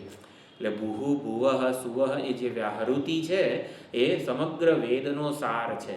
એટલે સમગ્ર વેદનું પારાયણ ના થઈ શકે આપણાથી, તો ભૂર્ભુવઃ સ્વઃ આવું બોલીએ એટલે સમગ્ર વેદનું પારાયણ થઈ જાય. પરંપરાના જે આશ્રમો છે, સવાર સાંજ ભગવાનની આરતી થાય ને પછી વેદ ઘોષ કરવાનો હોય. વેદ ઘોષ એટલે વેદના મંત્રોનું ગાન કરવાનું હોય. વેદનું પારાયણ એટલે કે આમ તો 4 વેદનો જે પહેલો મંત્ર છે એ પણ બોલી શકાય, અને ભૂર્ભુવઃ સ્વઃ એ 3 વ્યાહૃતિઓ બોલીએ તો પણ સમગ્ર વેદોના સાર રૂપે પ્રગટ થયેલી છે. અને ભૂર્ભુવઃ સ્વઃ 3 વ્યાહૃતિઓનું પણ જ્યારે મંથન કરવામાં આવ્યું ત્યારે આ પ્રણવ એટલે કે ઓમકાર એના સાર રૂપે પ્રગટ થયેલા છે. જેમ કહેવાય તન્મે મનઃ શિવ સંકલ્પમસ્તુ, તો મારું મન શિવ સંકલ્પો વાળું થાય. એ જે આખું સ્તોત્ર છે એ શિવ સંકલ્પ સૂક્ત કહેવામાં આવેલું છે. એટલે કે સમગ્ર યજુર્વેદનો એ સાર છે. તન્મે મનઃ શિવ સંકલ્પમસ્તુ 6 શ્લોકનું છે, તો એ સમગ્ર યજુર્વેદનો સાર છે. ઓમ નમઃ શિવાય એ મંત્ર એ 6 શ્લોકનો પણ સાર છે. અને પણ ઓમ નમઃ શિવાય એનું પણ શિવ એવું જે નામ છે એ સમગ્ર વેદનું ત્યાં પ્રતિનિધિ કરે છે. તો આમ પ્રણવ સર્વ વેદેશુ, બધા વેદનો સાર છે પ્રણવ. એટલે ઓમકાર એ સમગ્ર વેદમાં વ્યાપ્ત છે, સમગ્ર વેદનો સાર છે. એટલે ઓમકારનું ઉચ્ચારણ કરી લઈએ તો સમગ્ર વેદનું પારાયણ થઈ જાય. સમગ્ર વેદનું પારાયણ થાય એટલું આપણને પુણ્ય મળે છે. કેમ? કારણ કે પ્રણવ એ ભગવાનની વિભૂતિ છે. સમગ્ર વેદમાં પ્રણવ રૂપે ભગવાન વ્યાપ્ત છે, રહેલા છે. તો ઓમકાર એટલે પ્રણવ એ સમગ્ર વેદમાં વેદનો સાર છે. યો વેદાદૌ સ્વરઃ પ્રોક્તો વેદાંતે ચ પ્રતિષ્ઠિતઃ, સમગ્ર વેદનો સાર આ પ્રણવ છે. પછી શબ્દ ખે, ખે એટલે આકાશ.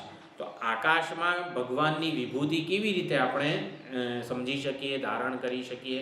આકાશ, અત્યારે આપણે આકાશમાં જ છીએ, આકાશને લીધે જ આ સમગ્ર વ્યવહાર થાય છે.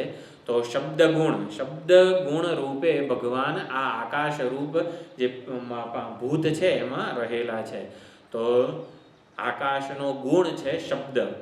હું બોલું છું, તમને આ જે શબ્દ છે તમારા કાન સુધી પહોંચે છે. કેમ? આકાશમાં શબ્દ ગુણ રૂપે ભગવાન રહેલા છે. જો શબ્દ ગુણ રૂપે ભગવાનની વિભૂતિ આકાશમાં ના હોય તો હું બોલું ને તમારા સુધી અવાજ જ પહોંચે નહીં. તો આકાશમાં બીજાને અવકાશ પ્રદાન કરવાની શક્તિ અને આ શબ્દને ધારણ કરવાની શક્તિ રહેલી છે એ ભગવાનની વિભૂતિ છે. પૌરુષમ નૃષુ, નૃ એટલે મનુષ્ય. બધા જ મનુષ્યોમાં જે પૌરુષ છે, જે કંઈક કરવાનું સામર્થ્ય છે, એ સામર્થ્ય રૂપે ભગવાન જ રહેલા છે. પુણ્યો ગંધઃ પૃથ્વી, બોલ્યા આપણે? નથી બોલ્યા. તો 9મો શ્લોક છે. પુણ્યો ગંધઃ પૃથિવ્યામ ચ તેજશ્ચાસ્મિ વિભાવસૌ જીવનમ સર્વભૂતેષુ તપશ્ચાસ્મિ તપસ્વીષુ. તો પૃથ્વીની જે ગંધ છે, પુણ્ય ગંધ, પુણ્ય એટલે જે સુગંધ છે, કલ્યાણકારી ગંધ છે, એ હું છું.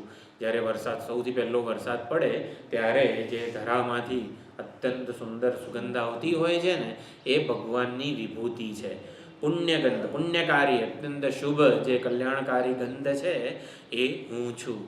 એવું ભગવાને અહીંયા પોતાની વિભૂતિ કહી છે. તો ગંધ ગુણ છે પૃથ્વીનો છે. પૃથ્વીનો ગંધ ગુણ અને પૃથ્વીની ધારણ શક્તિ એ ભગવાનની વિભૂતિ છે. તેજશ્ચાસ્મિ વિભાવસો, વિભાવસુ એટલે જે પ્રકાશ પાથરનારા જેટલા પણ પદાર્થો છે એ બધાનું હું તેજ છું, એવું ભગવાન કહી રહ્યા છે. જીવનમ સર્વભૂતેષુ, સર્વભૂતોમાં જે જીવન છે, સર્વ પ્રાણીઓમાં, સર્વ જે જીવંત પદાર્થો છે, જીવન જેને સજીવ પદાર્થો કહેવામાં આવે છે, એ બધાનું જીવન એટલે કે પ્રાણ ધારણ કરવાની ક્ષમતા હું છું. એટલે કે ભગવાનના અનુગ્રહને લીધે, ભગવાનને લીધે જ આપણા બધાના પ્રાણ ધારણ થઈ રહ્યા છે આ શરીરમાં. જીવનમ સર્વભૂતેષુ, બધા જીવોનું હું આ પ્રાણ ધારણ કરવાનું સામર્થ્ય હું પ્રદાન કરું છું. બધા જીવોનું જીવન હું છું, પ્રાણ ધારણ મારા લીધે જ અહીંયા થઈ રહ્યા છે. તપશ્ચાસ્મિ તપસ્વીષુ, તપસ્વી મહાત્માઓ જે બધા છે વનમાં રહીને ઈશ્વર પરાયણ જીવન જીવી રહ્યા છે, ઈશ્વર સમર્પિત જીવન જીવી રહ્યા છે. તપ કરવું એટલે ઈશ્વર સમર્પિત જીવન જીવવું. આપણા વ્યક્તિત્વને સુગ્રથિત કરવા માટે એકાદશી વગેરે જે કંઈ પણ તપ, વ્રત, ઉપવાસ વગેરે કહેવામાં આવેલા છે, મન, વચન અને કર્મથી એક વાક્યતા સ્થપાય એને તપ કહેવામાં આવે છે. કોઈ પણ તપ કરવામાં આવે એનાથી મન, વચન અને કર્મથી એક વાક્યતા, મનથી કંઈક વિચારતા હોઈએ, વાણીથી કંઈક બોલીએ, શરીરથી કંઈક અલગ જ કરીએ તો એને ખંડિત વ્યક્તિત્વ કહેવાય છે. તો તપ દ્વારા આપણું વ્યક્તિત્વ સુગ્રથિત થાય છે. તો તપસ્વીઓનું તપ હું છું. તપસ્વીઓમાં તપ કરવાનું જે સામર્થ્ય છે, જે તપ કરી રહ્યા છે ને, તપસ્વીઓમાં તપ રૂપે હું રહેલો છું, જ્ઞાનીઓમાં જ્ઞાન રૂપે હું રહેલો છું, એવું અહીંયા ભગવાન કહી રહ્યા છે. પછી 10મા શ્લોકમાં બીજમ મામ સર્વભૂતાનામ વિદ્ધિ પાર્થ સનાતનમ બુદ્ધિર્બુદ્ધિમતામસ્મિ તેજસ્તેજસ્વિનામહમ. ભગવાનની વિભૂતિઓના અહીંયા દર્શન છે. તો સર્વભૂતોમાં જે સનાતન બીજ છે એ હું છું. સર્વભૂતોનું સનાતન બીજ એટલે કારણ. આપણા બધા સ્થાવર અને જંગમ બધા ભૂતોનું સનાતન બીજ એટલે કે અંતિમ કારણ. અને સનાતન એટલે સૃષ્ટિની શરૂઆતથી જે છે એને સનાતન કહેવામાં આવે છે.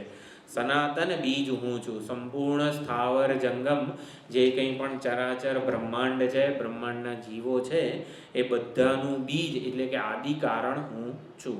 સનાતન બીજ હું છું. મારામાંથી જ સંપૂર્ણ ભૂત ભૌતિક પ્રપંચની ઉત્પત્તિ છે અને સ્થિતિ છે અને લય પણ રહેલો છે. તો સમગ્ર ભૂતોનું સનાતન બીજ હું છું, અંતિમ કારણ હું છું, એવું અહીંયા સમજવાનું છે. બુદ્ધિ બુદ્ધિમતામસ્મિ, બુદ્ધિશાળીઓમાં બુદ્ધિ રૂપે જે અત્યંત પ્રભાવશાળી બુદ્ધિ રહેલી છે બુદ્ધિશાળીઓમાં, એ બુદ્ધિ રૂપે હું જ રહેલો છું, એવું ભગવાન કહી રહ્યા છે. બુદ્ધિશાળીઓની બુદ્ધિ હું છું, તેજસ્વીઓનું તેજ હું છું. જેના લીધે અહીંયા તેજનો અર્થ પરાક્રમ એવો થાય છે. જે પરાક્રમ આપણને દેખાય છે ક્ષત્રિય રાજા, નેતા વગેરેમાં. ક્ષત્રિયો એટલે કોણ? અત્યારના બધા IAS IPS ઓફિસરો જે બધું એડમિનિસ્ટ્રેશન વ્યવસ્થા કરતા હોય છે, નેતા વગેરે બધાને ક્ષત્રિય કહી શકાય. તો એ બધામાં જે પરાક્રમ રહેલું છે, એ પરાક્રમ રૂપે હું રહેલો છું. કોઈ પણમાં આપણને પરાક્રમ દેખાય, સિંહ વગેરેમાં પણ પરાક્રમ દેખાતું હોય છે, તો એ બધા પરાક્રમ હું છું. બલમ 11મો અને 12મો શ્લોક આપણે સાથે બોલી લઈએ. બલમ બલવતામ ચાહમ કામરાગ વિવર્જિતમ ધર્મા વિરુદ્ધો ભૂતેષુ કામોસ્મિ ભરતર્ષભ યે ચૈવ સાત્વિકા ભાવાઃ રાજસાસ્તામસાશ્ચ યે મત્ત એવેતિ તાન વિદ્ધિ નત્વહં તેષુ તે મયી. તો 11મા શ્લોકમાં બલવતામ બલમ અહમ, બળવાનનું બળ હું છું. પણ કેવું બળ?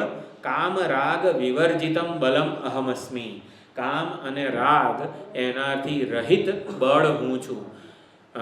ગુંડાઓમાં, આતંકવાદીઓમાં પણ બળ રહેલું છે. તો એ બળ નહીં. જો અહીંયા પુણ્યો ગંધક પૃથિવ્યામ છે એવું કીધું ત્યાં. તો પૃથ્વી પરની જે દુર્ગંધ છે એ શું છે? પૃથ્વીમાં જે સુગંધ આવે એ ભગવાન છે. વરસાદ પડે ત્યારે જે સુંદર સુગંધ આવતી હોય છે એ ભગવાન છે એવું કીધું. તો પૃથ્વી પર જે દુર્ગંધ મારતી હોય છે એ શું છે? ગંદકી જે હોય છે એ શું છે? એ હકીકતમાં ભગવાન છે એવું સમજવા માટે આપણે પોતે આપણા સમજની ઉત્કૃષ્ટતા પ્રાપ્ત કરવી પડે. સર્વત્ર ભગવાનના દર્શન ક્યાં? આતંકવાદીમાં ભગવાનના દર્શન કઈ રીતે થાય? ભાઈ આતંક ના કરવાના છે, પણ ક્યારે? આપણા ધ્રુવ પ્રહલાદ જેવી ઉત્કૃષ્ટ ભક્તિ ધારણ કરીએ ત્યારે. શરૂઆતમાં સારા માણસોમાં તો કરીએ, એટલે અત્યારે શરૂઆતનું પગથિયું ચાલી રહ્યું છે. જે વિશ્વરૂપ દર્શન છે ને, એમાં તો મૃત્યુ રૂપે પણ ભગવાન જ રહેલા છે એવું સમજવાનું છે. એટલે આતંકવાદીમાં ભગવાનના દર્શન કેવી રીતે થાય એનું વિચાર પાછું 11મા અધ્યાયમાં આવશે. પરંતુ અહીંયા વિભૂતિ રૂપે જેમાં આપણે સરળતાથી ભગવદ ભાવના ધારણ કરી શકીએ. પુણ્યશાળીમાં ચોરમાં ચોરી કરવાની જે કળા છે ને, એ કળા રૂપે ભગવાન છે. જે તાળું તોડે છે, એ તાળું તોડવાની જે સૂઝ, કળા કે સામર્થ્ય છે ને, એ ભગવાન છે. એને આવા નિકૃષ્ટ પાપ કર્મમાં એનો ઉપયોગ કરવો એ ચોરની એનું પોતાનું પ્રારબ્ધ કે કર્મ છે. એટલે ભગવાનની જે શક્તિ છે, વિભૂતિના દર્શન કેવી રીતે કરવાના છે. પૃથ્વીની ધારણ શક્તિ રૂપે ભગવાનના દર્શન કર્યા તો ધરતીકંપ થાય ત્યારે શું થાય છે? એટલે એ વખતે પણ ભગવાનના દર્શન ક્યારે કરી શકાય એ વિચારણા થોડી આપણે એના માટે તૈયાર થવું પડે. એટલે સારી વ્યક્તિમાં પહેલાં ભગવાનના દર્શન કરીએ, પછી આપણે સર્વત્ર ભગવાનના દર્શન કરીએ એવી સમજ આપણને પ્રાપ્ત થાય. એ વિશ્વરૂપ દર્શનમાં આવશે. અત્યારે અહીંયા પુણ્યો ગંધ પૃથિવ્યામ છે. હું પુણ્યશાળી ગંધ છું. પુણ્ય એટલે કે શુભ કલ્યાણકારી ગંધ છું એવું કીધું. એવી જ રીતે બળવાનોનું બળ હું છું, પણ કેવું બળ હું છું? કામ રાગ વિવર્જિતમ. સ્વાર્થ અને સંકુચિતતાથી પ્રેરાયેલું જે બળ છે ને, એ નહીં, પરંતુ નિસ્વાર્થ બીજાના કામ માટે, સમષ્ટિના લાભ માટે જે બળવાનોનું બળ દેખાય છે, એ બળ હું છું એવું કીધું છે. ધર્મ વિરુદ્ધો ભૂતેષુ કામોસ્મિ ભરતર્ષભ. કામ પણ હું છું. કામ એટલે ઈચ્છા. કોઈ પણ પ્રકારની ઈચ્છા હું છું એવું ભગવાન કહી રહ્યા છે. આપણામાં જે કંઈ પણ ઈચ્છા ઉત્પન્ન થાય એ ઈચ્છા રૂપે સાક્ષાત ભગવાન જ પ્રગટ થયા જેવું સમજવાનું છે. પણ કેવી ઈચ્છા? ધર્મથી અવિરુદ્ધ ઈચ્છા હું છું. એટલે જેના લીધે આપણને ધર્માચરણ કરવાની, બીજાને મદદ કરવાની, પરોપકારની, બીજા માટે કંઈક ઉપયોગી થવાની ઈચ્છા જન્મે ને, એ ઈચ્છા રૂપે ભગવાન છે. બીજાનું કંઈક ઝૂંટવી લેવાની કોઈકવાર ઈચ્છા જન્મે તો એ અત્યારે તો નહીં, અત્યારે બીજાને મદદરૂપ થવાની, બીજાને ઉપયોગી થવાની જે ઈચ્છા જન્મે છે, કંઈક સારું કરવાની, સત્કર્મો કરવાની, એવા જે સંકલ્પો ઉઠે છે આપણામાં, એ સાક્ષાત ભગવાન જ છે. એટલે ધર્મ વિરુદ્ધો ભૂતેષુ કામોસ્મિ ભરતર્ષભ. ધર્મને અનુસરીને, ધર્મને અનુરૂપ જે ઈચ્છાઓ જન્મે છે. ધર્મ એટલે સમગ્ર જગતનો કાયદો, એને ધર્મ કહેવાય. નિયતિ કે સમગ્ર જગતમાં જે નિયતિ રૂપે, કાયદા રૂપે પ્રવર્તમાન આખો એક વ્યવસ્થા છે, એ જગત એવી ઈચ્છા જન્મે મારામાં કે જેનાથી બધા સમષ્ટિના જગતના જીવોનું કલ્યાણ થાય, એવી પ્રાર્થના ભક્તે કરવાની છે. એટલે આવી પ્રાર્થના કરી હોય તો પછી જે ઈચ્છાઓ જન્મે ને, એ ધર્મને અનુરૂપ જ જન્મે. જગતના લાભ માટે, જગતના કલ્યાણ માટે જ જન્મે. કંઈક ઉપયોગી થવાની જ ઈચ્છાઓ આપણને જન્મે.